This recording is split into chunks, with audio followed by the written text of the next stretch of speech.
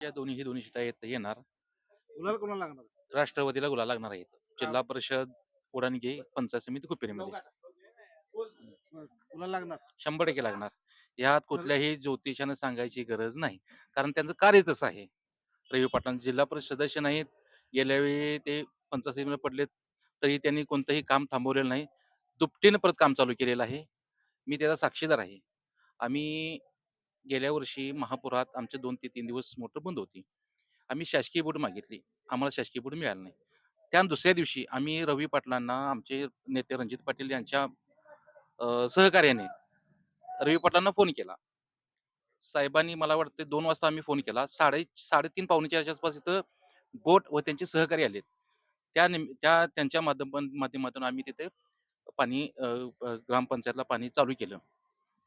परत त्यानंतर पी-एन साहेबांच्या माध्यमातून, राहुल पाटलांच्या माध्यमातून गावात भरपूर विकास झालेला आहे. त्यामुळं 100 न 1000% रवी पाटील जिल्हा परिषद सदस्य होणार आणि आशा प्रवीण पाटील पंचायत समिती सदस्य होणार. जनतेने मतदाराने ठरवलंय.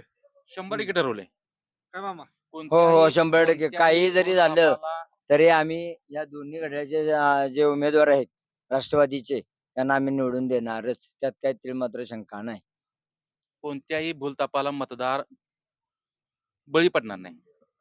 काय होणार का तशी परिस्थिती येईल? 100% येणार की. जनशक्तीचा वापर होतोय. 100% होणार.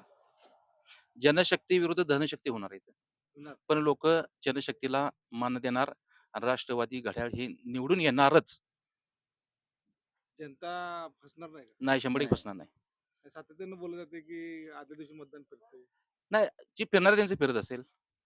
जे कट्टर आहेत, पी-एन साहेबांचा जे गट कट्टर आहे, तो आहे तसा राहणार ना. रवी पाटील फायनल. 100% फायनल. 1000%.